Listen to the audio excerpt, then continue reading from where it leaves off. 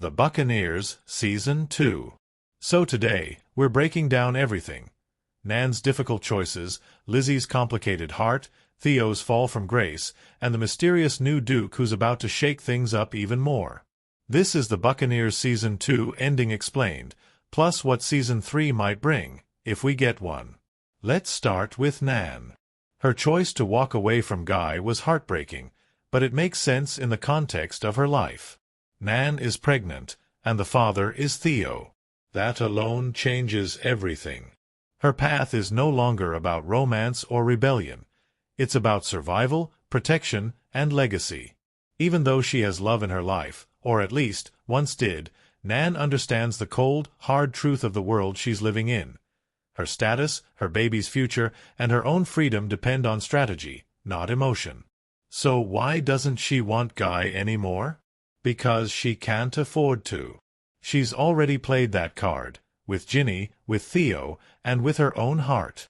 She doesn't want to keep dragging Guy into her mess. And maybe, just maybe, she wants him to be happy in a way she never really can. Now, let's talk about Lizzie and the tabloid scandal. When the affair makes the rounds in the newspapers, Lizzie immediately assumes Nan leaked it. Why? Because Nan is the only person who knew, well, besides Mabel, and Lizzie knows Mabel wouldn't betray her.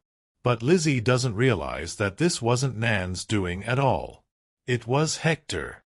Yes, that charming, seemingly perfect man who swoops in just when things get messy. He used his knowledge to leak the affair and make himself look like the safe option. What's more disturbing is how manipulative this move was. Hector isn't just trying to win Lizzie back, he's trying to control the narrative. He wants to be the hero of the story. And that, right there, is a red flag the size of Tintagel itself.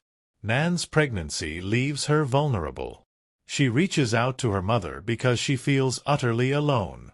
And just as she's trying to figure out how to protect herself and the child, Theo makes a choice that flips the table. He renounces his title and walks away.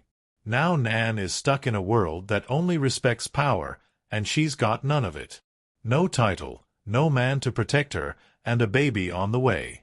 But then Patty, her mother, promises something important. No one will take Nan's child away from her. That promise changes something in Nan. We see it in the way she walks away from Guy. In the way she tells Lizzie to lie to Theo. In the way she smiles at the end, despite everything falling apart. It's not joy, it's resolve. Nan is preparing for battle, and her child is both her shield and sword. Nan's decision to let Lizzie lie to Theo is strategic, yes, but also cruel. She knows that her child is Theo's rightful heir, and by keeping that truth hidden, she's not just protecting herself. She's also getting a bit of revenge. But here's the problem. This secret won't stay hidden forever. And when it comes out, it'll hurt everyone. Theo, Lizzie, and most of all, the child. Right now, Nan thinks she doesn't want power, but deep down, she's tasted it, and she'll want it again.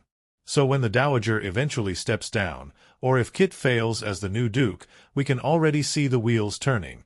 Nan may very well come back for that crown. Speaking of crowns, can we talk about Kit? The Dowager Duchess brings in Theo's half-brother, Kit, to be the new Duke. And that raises all sorts of questions. For one, why is she keeping the title in a family that technically isn't hers anymore? It's clear the Dowager doesn't just love Tintagel, she is Tintagel. Her decision to bring in Kit shows how far she's willing to go to maintain control. But who is Kit, really? We only get a glimpse of him, but you just know he's going to be the new heartthrob in Season 3. If he ends up falling for Nan, that's going to get complicated fast. We're potentially looking at a Henry VIII situation, minus the beheadings, hopefully.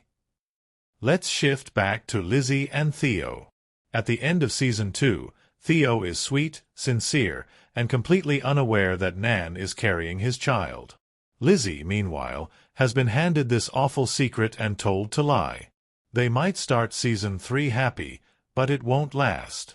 Secrets like this always come out, and when they do, they burn everything down. It's sad because Lizzie finally found someone who treated her with kindness. And Theo, despite all his flaws, was genuinely trying to start over. But they're being set up for heartbreak, and it's not fair to either of them. Okay, enough heartbreak. Let's talk about our queens, Mabel and Conchita. These two are hustling.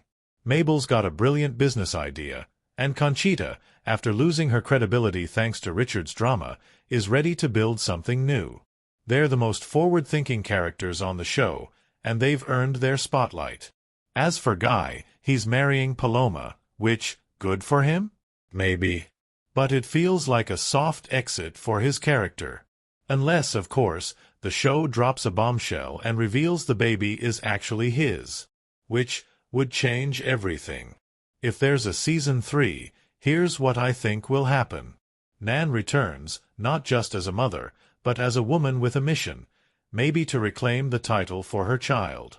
Lizzie and Theo fall apart when the truth comes out, but hopefully they rebuild something real. Kit becomes the wild card. Maybe a hero, maybe a villain, maybe both. Hector might spiral into full-blown villain mode, especially after being rejected again. Guy either disappears into the countryside or comes back to fight for Nan again. And the girls? They reunite. They have to. Because this show, at its core, was never about men. It was always about them. Season 2 of The Buccaneers left us heartbroken, hopeful, and a little mad, but that's what good drama does. It challenges us, it messes with our emotions, and it keeps us coming back for more. So what did you think of the finale? Are you Team Theo, Team Guy, or Team Nan just needs peace? Do you think Lizzie made the right choice? And who is this Kit guy really? Drop your thoughts in the comments, and if you enjoyed this breakdown, don't forget to like, subscribe, and turn on those notifications so you don't miss our next deep dive.